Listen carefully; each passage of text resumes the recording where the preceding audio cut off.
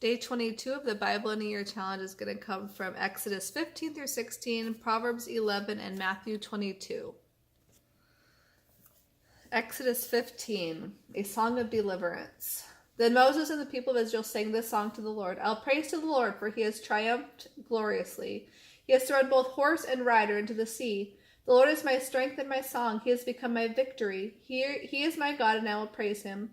He is my father's God, and I will exalt him. The Lord is a warrior. Yes, the Lord is his name. Pharaoh's chariots and armies he has thrown into the sea. The very best of Pharaoh's officers have been drowned in the Red Sea. The deep waters have covered them. They sank to the bottom like a stone. Your right hand, O Lord, is glorious in power. Your right hand, O Lord, dashes the enemy to pieces. In the greatness of your majesty, you overthrew those who rose against you. Your anger flashed forth. It consumed them as fire burns straw. At the blast of your breath, the waters piled up. The surging waters stood straight like a wall. In the middle of the sea, the waters became hard. The enemy said, I will chase them, catch up with them, and destroy them. I will divide the plunder, avenging myself against them. I will unsheath my sword, my power will destroy them. But with a blast of your breath, the sea covered them. They sank like lead in the mighty waters. Who else among the gods is like you, O Lord? Who is glorious in holiness like you, so awesome in splendor, performing such wonders? You raised up your hand, and the earth swallowed our enemies. With unfailing love you will lead this people whom you have ransomed. You will guide them in your strength to the place where your holiness dwells. The nations will hear and tremble. Anguish will grip the people of Philistia. The leaders of Edom will be terrified. The nobles of Moab will tremble. All the people of Canaan will melt with fear. Terror and dread will overcome them. Because of your great power, they will be silent like a stone until your people pass by, O Lord, until the people whom you purchased pass by. You will bring them in and plant them on your own mountain. The place you have made is your home, O Lord, the sanctuary, O Lord, that your hands have made. The Lord will reign forever and ever. When Pharaoh's horses, chariots, and charioteers rushed into the sea, the Lord brought the waters crashing down on them. But the people of Israel had walked through on dry land. Then Miriam the prophet, Aaron's sister, took a tambourine and led all the women in rhythm and dance, and Miriam sang this song. I will sing to the Lord, for he has triumphed gloriously. He has thrown both horse and rider into the sea. Bitter water at Marah. Then Moses led the people of Israel away from the Red Sea, and they moved out into the Shur desert. They traveled in this desert for 3 days without water. When they came to Marah, they finally found water, but the people couldn't drink it because it was bitter. That is why the place was called Marah, which means bitter. Then the people turned against Moses. What are we going to drink? They demanded. So Moses cried out to the Lord for help, and the Lord showed him a branch. Moses took the branch and threw it into the water. This made the water good to drink. It was there at Marah that the Lord laid before them the following conditions to test their faithfulness to him. If you will listen carefully to the voice of the Lord your God and do what is right in his sight, obeying his commands and laws, then I will not make you suffer the diseases I sent on the Egyptians, for I am the Lord who heals you. After leaving Marah, they came to Elim, where there were 12 springs and 70 palm trees. They camped there beside the springs. Chapter 16. Manna and quail from heaven. Then they left Elim and journeyed into the Sin desert between Elim and Mount Sinai. They arrived there a month after leaving Egypt. There, too, the whole community of Israel spoke bitterly against Moses and Aaron. Oh, that we were back in Egypt, they moaned. It would have been better if the Lord had killed us there. At least we had plenty of food to eat. But now you have brought us into the desert to starve us to death. Then the Lord said to Moses, Look, I'm going to rain down food from heaven for you. The people can go out each day and pick up as much food as they need for that day. I will test them in this to see whether they will follow my instructions. Tell them to pick up twice as much as usual on the 6th day of each week. Then Moses and Aaron called a meeting of all the people of Israel and told them, In the evening you will realize that it was the Lord who brought you out of the land of Egypt. In the morning you will see the glorious presence of the Lord. He has heard your complaints, which are against the Lord and not against us. The Lord will give you meat to eat in the evening and bread in the morning, for he has heard all your complaints against him. Yes, your complaints are against the Lord, not against us. Then Moses said to Aaron, Say this to the entire community of Israel. Come into the Lord's presence and hear his reply to your complaints. And as Aaron spoke to the people, they looked out toward the desert. Within the guiding cloud they could see the awesome glory of the Lord. And the Lord said to Moses, I have heard the people's complaints. Now tell them, in the evening you will have meat to eat, and in the morning you will be filled with bread. Then you will know that I am the Lord your God. That evening vast numbers of quail arrived and covered the camp. The next morning the desert all around the camp was wet with dew. When the dew disappeared later in the morning, thin flakes like white like frost covered the ground. The Israelites were puzzled when they saw it. What is this? They asked. And Moses told them, It is the food that the Lord has given you. The Lord says that each household should gather as much as it needs. Pick up 2 quarts for each person." So the people of Israel went out and gathered this food, some getting more and some getting less. By gathering 2 quarts for each person, everyone had just enough.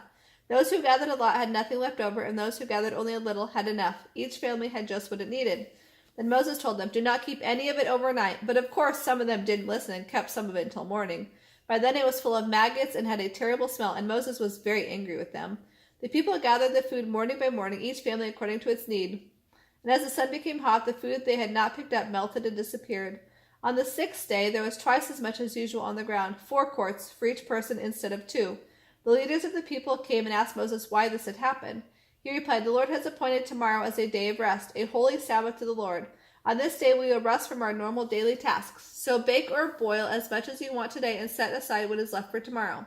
The next morning the leftover food was wholesome and good, without maggots or odor. Moses said, "This is your food for today. For today is a Sabbath to the Lord. There will be no food on the ground today. Gather the food for 6 days, but the 7th day is a Sabbath. There will be no food on the ground for you on that day." Some of the people went out anyway to gather food, even though it was a Sabbath day, but there was none to be found.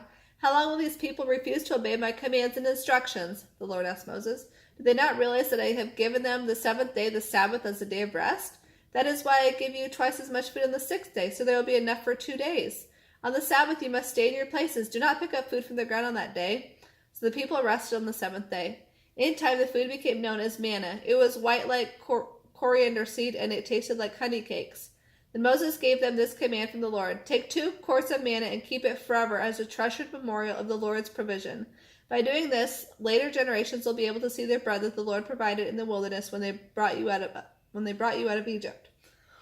Moses said to Aaron, "Get a container and put 2 quarts of manna in it. Then store it in a sacred place as a reminder for all future generations." Aaron did this just as the Lord had commanded Moses. He eventually placed it for safekeeping in the Ark of the Covenant. So the people of Israel ate manna for 40 years until they arrived in the land of Canaan, where there were crops to eat. The container used to measure the manna was an omer, which held about 2 quarts. Proverbs 11. The Lord hates cheating, but he delights in honesty. Pride leads to disgrace, but with humility comes wisdom. Good people are guided by their honesty. Treacherous people are destroyed by their dishonesty. Riches won't help on the day of judgment, but living right is a safeguard against death. The godly are directed by their honesty. The wicked fall beneath their load of sin. The godliness of good people rescues them. The ambition of treacherous people traps them. When the wicked die, their hopes all perish, for they rely on their own feeble strength. God rescues the godly from danger, but he lets the wicked fall into trouble. Evil words destroy one's friends. Wise discernment rescues the godly. The whole city celebrates when the godly succeed. They shout for joy when the godless die. Upright citizens bless a city and make it prosper, but the talk of the wicked tears it apart. It is foolish to belittle a neighbor. A person with good sense remains silent. A gossip goes around revealing secrets, but those who are trustworthy can keep a confidence. Without wise leadership, a nation falls. With many counselors, there is safety.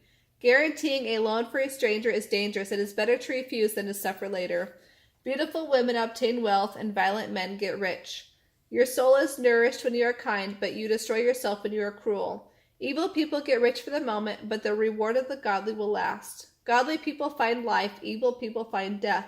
The Lord hates people with twisted hearts, but he delights in those who have integrity. You can be sure that evil people will be punished, but the children of the godly will go free. A woman who is beautiful but lacks discretion is like a gold ring in a pig's snout.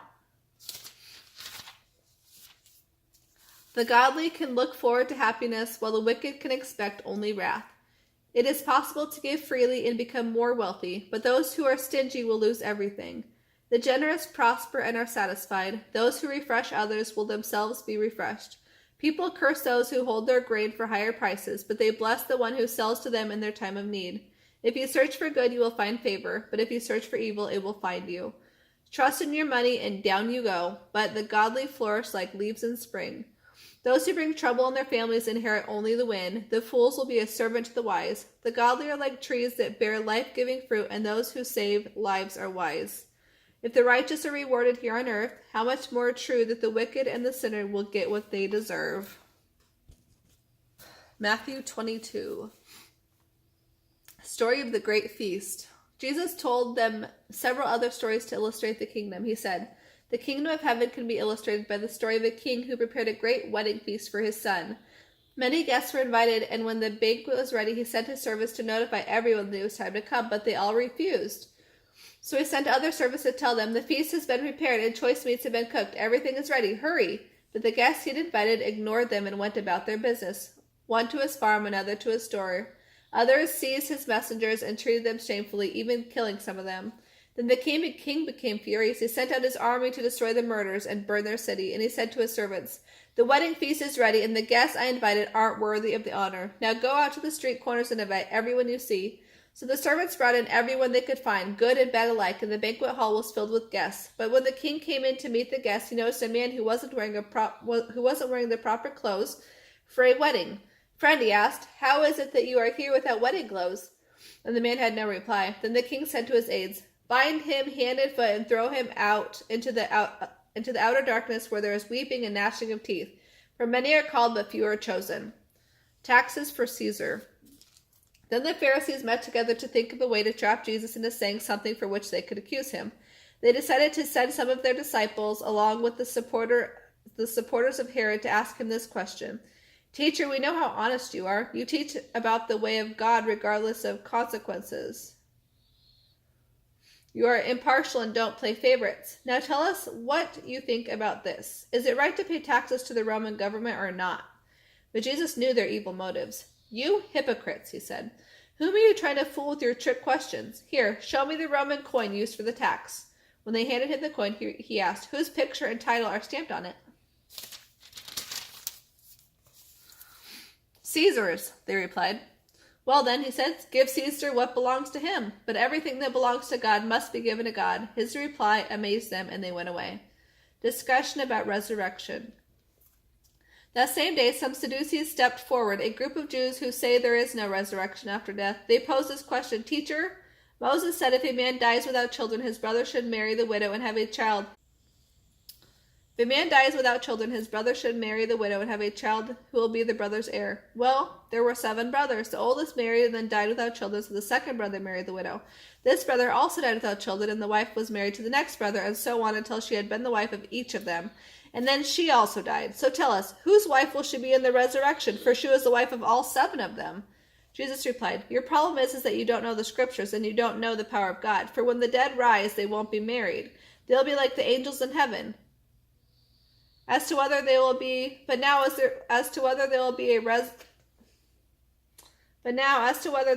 resurrection of the dead, have you ever read about this in the scriptures? Long after Abraham, Isaac, and Jacob had died, God said, 'I am the God of Abraham, the God of Isaac, and the God of Jacob.' So he is the God of the living, not of the dead." When the crowds heard him, they were impressed with his teaching. The most important commandment. But when the Pharisees heard that he had silenced the Sadducees with his reply, they thought up a fresh question of their own to ask him. One of them, an expert in religious law, tried to trap him with this question, "Teacher, which is the most important commandment in the law of Moses?" Jesus replied, "You must love the Lord your God with all your heart, all your soul, and all your mind. This is the first and greatest commandment. A second is equally important. Love your neighbor as yourself. All the other commandments and all the demands of the prophets are based on these 2 commandments. Whose son is the Messiah?" Then, surrounded by the Pharisees, Jesus asked them a question. "What do you think about the Messiah? Whose son is he?" They replied, "He is the son of David." Jesus responded, "Then why does David, speaking under the inspiration of the Holy Spirit, call him Lord? For David said, 'The Lord said to my Lord, sit in honor at my right hand until I humble your enemies beneath your feet.' Since David called him Lord, how can he be his son at the same time?" No one could answer him, and after that, no one dared to ask him any more questions.